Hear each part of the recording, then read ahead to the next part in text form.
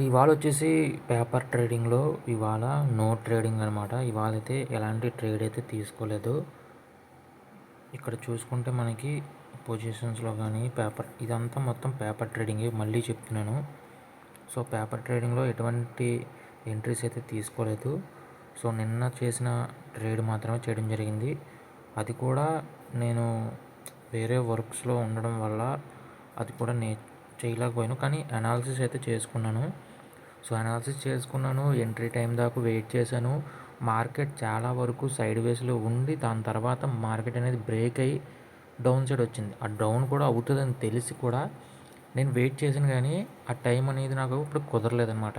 అందువల్ల నేను ఎంట్రీ అయితే తీసుకోలేదు. 2 పెద్ద పెద్ద క్యాండిల్స్ అయితే పడడంతో ఇప్పటికే మార్కెట్ అయితే మొత్తం మూవ్ అయిపోయింది. సో, అక్కడి నుంచి మళ్ళీ రివర్స్ అవుతుందనమాట. సో, ఇంకా అక్కడి నుంచి రివర్స్ అవుతుందన్న టైంలో ఎంట్రీ తీసుకొని మళ్ళీ లాసెస్‌లో చూపించుకోవడం కంటే మన అనాలిసిస్ కరెక్టో కాదో మనం పెట్టుకున్న రెసిస్టెన్స్, సపోర్ట్ లెవెల్స్ అవన్నీ కరెక్టా కాదా అనేది మనకి వెళ్ళిన వేలో తెలిసిపోయిందనమాట. ఇప్పుడు మనం చార్ట్‌లోకి వెళ్ళి చూసుకుంటే నేను ఈరోజైతే అనాలిసిస్ అయితే చేసుకున్నాను. ఒకవేళ ట్రేడింగ్ చేయకపోయినా డైలీ అనాలిసిస్ అయితే చేసుకుంటాను. ఇది ఎప్పటికీ మారకూడదు. అనాలిసిస్ చేసుకోవడం అనేది మానేసి డైరెక్ట్ ఎంట్రీస్ అయితే తీసుకున్నామంటే కనుక నిజంగా పప్పులో కాలేసినట్టే.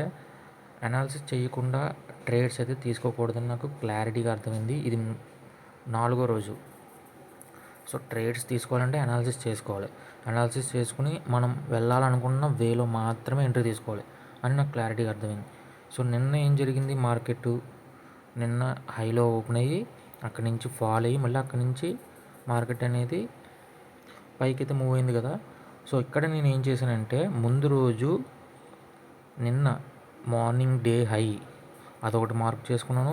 అలాగే మార్నింగ్ యొక్క డేలో సరే ఈ కంప్లీట్ అయిన తర్వాత డే హై డేలోని మార్కెట్ చేసుకున్న తర్వాత మనకి దానికి ముందు రోజు కూడా ఒకసారి మనం చెక్ చేసుకోవడం మంచిది అని చెప్పి దానికి ముందు రోజు అంటే 6వ తారీఖున డే హై అనమాట ఇది. అలాగే 6వ తారీఖున డే లో. సో, ఇవి 2 కూడా నేను మార్క్ చేసి పెట్టుకున్నాను. సో, ఇవి నాకు సపోర్ట్ అండ్ రెసిస్టెన్సెస్ కింద పెట్టుకోవడం జరిగింది. మీకు ఈ పింక్ కలర్ బాక్స్లో కూడా కనిపిస్తుంది అనమాట. సో, ఈ లెవెల్లో మార్కెట్ ఉంటే కనుక ఈ రేంజ్లో ఎంట్రీ తీసుకోకూడదని ఆల్రెడీ ప్లాన్ చేసుకున్నాను. ఒకవేళ ఈ హైని బ్రేక్ చేస్తే అప్ సైడ్ వెళ్ళాలి, ఈ లోని బ్రేక్ చేస్తే డౌన్ సైడ్ రావాలి. మార్కెట్ ఎక్కడ ఓపెన్ అయింది? మార్కెట్ అప్ సైడ్లో ఓపెన్ అయింది. సో, ఇక్కడికి రావడానికి టైం పడుతుంది. ఇక్కడ నుంచి రివర్స్ అవ్వి పైకి వెళ్ళడానికి టైం పడుతుంది. ఎందుకంటే ఆల్రెడీ పైన ఉంది. ఇక్కడ నుంచి మార్కెట్ అనేది కింద పడాలి. ఒకవేళ ఇది బ్రేక్ అవుతే అప్ సైడ్ తీసుకుందాం అనుకున్నాను. లేదు మార్కెట్ ఇక్కడ ఓపెన్ అవుతే ఇక్కడ నుంచి సపోర్ట్ తీసుకుని పైకి వెళ్తుంది. లేదంటే దీన్ని బ్రేక్ చేసుకుని కిందకు వస్తే సెల్ సైడ్ తీసుకుందాం అని చెప్పి 2 వైపులు ప్లాన్ చేసుకుని ఉంచుకున్నాను. సో, మార్కెట్ అనేది ఇక్కడే ఓపెన్ అయింది. ఈ బాక్స్లోనే ఓపెన్ అయింది. ఇక్కడ నుంచి మార్కెట్ అనేది చాలాసేపు దాదాపు ఎంత 11 గంటల వరకు ఒకే రేంజ్లో అయితే మూవ్ అయిందనమాట. పైకి కిందికి. సో, ఇక్కడ ఒకసారి క్యాండిల్ బ్రేక్ చేసింది కానీ అప్ సైడ్ మనకి ఈ హైని బ్రేక్ చేసిన వెంటనే ఎప్పుడు కూడా ఎంట్రీ తీసుకోకూడదని ఇంకోసారి అర్థమైంది. ఎప్పుడైనా ఇలాంటివి ప్రీవియస్ డేను బ్రేక్ చేసినప్పుడు దానిపైన ఇంకో క్యాండిల్ క్లోజ్ అయితే అక్కడి నుంచి మనకు కన్ఫర్మేషన్ వస్తుంది కాబట్టి అప్పుడు ఎంట్రీ తీసుకోవచ్చు. 2 ఇటు సైడ్ మనకి మళ్ళీ ఒక పెద్ద రెడ్ క్యాండిల్ ఫాలో అయింది. సో, దాని తర్వాత ఇక్కడ మనకి ఇంకా బ్రేక్ కాలేదు. ఒక గ్రీన్ కలర్ క్యాండిల్ మళ్ళీ రెడ్ క్యాండిల్ వచ్చి బ్రేక్ అయ్యి మళ్ళీ అప్ సైడ్ క్యాండిల్ ఇచ్చింది. మళ్ళీ రెడ్ క్యాండిల్ వచ్చింది. మళ్ళీ పైకి ఎంట్రీ గ్రీన్ బయ్యర్స్ అనేవాళ్ళు మూవ్ చేశారు. సో, అక్కడి నుంచి ఒకసారిగా సెల్లర్స్ అన్నవాళ్ళు ఒక పెద్ద క్యాండిల్తో అయితే మనకి బ్రేక్ అయితే ఇచ్చారు. సో, ఇక్కడ ఇచ్చిన తర్వాత ఇంకొక రెడ్ క్యాండిల్ అయితే మనకు కన్ఫర్మేషన్ కోసం వెయిట్ చేయాలని తెలిసింది. ఇక్కడ చూసుకుంటే మనకి ఇంకొక రెడ్ క్యాండిల్ ఎక్కడ వచ్చింది. నేను ఈ టైం వరకు వెయిట్ చేశాను. ఈ గ్రీన్ కలర్ క్యాండిల్ వరకు వెయిట్ చేశాను. ఈ రెడ్ క్యాండిల్ ఫామ్ అవుతుందన్న టైంలో నేనైతే వేరే వర్క్లోకి వెళ్ళిపోయాను. సో, ఇక్కడ మనకి ఈ రెడ్ కలర్ క్యాండిల్ ఫామ్ అని చూడండి. ఇక్కడ ఎంట్రీ తీసుకున్న మార్కెట్ అనేది మనకి పెద్ద బిగ్ క్యాండిల్ అయితే ఇచ్చింది. సో, ఇక్కడ మనకి ఎంట్రీ తీసుకోలేకపోయినా ఇదంతా మనకి వదిలేసిన సో, ఈ క్యాండిల్ ఈ రెడ్ క్యాండిల్ కింద ఎంట్రీ తీసుకున్నా సరే మనకైతే టార్గెట్ అయితే వచ్చేది. ఇక్కడ నుంచి చూసుకోండి. మళ్ళీ ఇక్కడ నుంచి మార్కెట్ అనేది S2ని బ్రేక్ చేసినప్పటికీ S3 దగ్గరికి వచ్చింది. ఇక్కడ నుంచి ఒకసారి మార్కెట్ ఏం చేసింది, మళ్ళీ ఆ ముందు రోజు కాక 6వ తారీఖు డే లో ఏదైతే ఉందో దాన్ని మళ్ళీ రెసిస్టెన్స్గా మార్చుకుని ఇక్కడి నుంచి మళ్ళీ ఫాలో అయిందనమాట. మన స్టాప్ లాస్ ఇక్కడ ఉంది. ఒకవేళ ఎంట్రీ తీసుకున్నప్పుడు 1:2 అయితే మనకు ఖచ్చితంగా వచ్చేద్ది. ఇది ఎంత పాయింట్లు చూడండి, దాదాపు 261 పాయింట్లు. 261 పాయింట్లు అంటే ఖచ్చితంగా మీరు అలా చూసుకున్న 2000 వన్ లాట్తో 2000 అయితే ఖచ్చితంగా తీయచ్చు. అండ్ మనకి స్టాప్ లాస్ కూడా హిట్ అవ్వకుండా మళ్ళీ రెండోసారి కూడా మార్కెట్ అయితే ఇదే లెవెల్ని అయితే మనకి రెసిస్ట్ చేసి అక్కడి నుంచి మళ్ళీ ఫాల్ అయితే అయింది. మనం ఇక్కడ గ్యాదర్ చేయకపోయినా ఈ లెవెల్లో అయితే మనకి ఖచ్చితంగా మనం అమౌంట్ అయితే తీయచ్చు. సో ఇవాళ స్ట్రాటజీ అయితే వర్క్ అయింది నాకు. సో రేపు కూడా డైలీ స్ట్రాటజీ చేయాలి. డైలీ స్ట్రాటజీ నాకు ఇంకా 7 మంత్స్ 8 మంత్స్ వరకు నాకు టైం ఉంది. ఇలా ప్రతిరోజు స్ట్రాటజీస్ నేను ప్రతిరోజు అనాలిసిస్ చేసుకుంటూనే ఉంటాను. అనాలిసిస్ చేసుకుంటే ఎప్పుడైతే ఆపేస్తానో మొత్తం స్టాక్ మార్కెట్ మొత్తం ఆపేయడం బెస్ట్. అనాలిసిస్ లేకుండా ట్రేడ్స్లోకి అయితే దిగి మన లాస్ అయితే తీసుకోకూడదు. అనాలిసిస్ కరెక్ట్, మనం తీసుకునే అనాలిసిస్ కరెక్ట్ అన్నప్పుడు అది మనం ట్రేడ్స్లో చూపించుకోవాలంటే మనకు ఒక పేపర్ ట్రేడ్ కావాలి. సో పేపర్ ట్రేడింగ్ కావాలంటే మనకు ఒక యాప్ ఉండాలి. దాన్ని నేను ఎలాగైనా సాధించాను అనమాట. మనకి ఇప్పుడు ఆ పేపర్ ట్రేడ్ అయితే మీకు ప్లేస్టోర్లో చూపిస్తాను.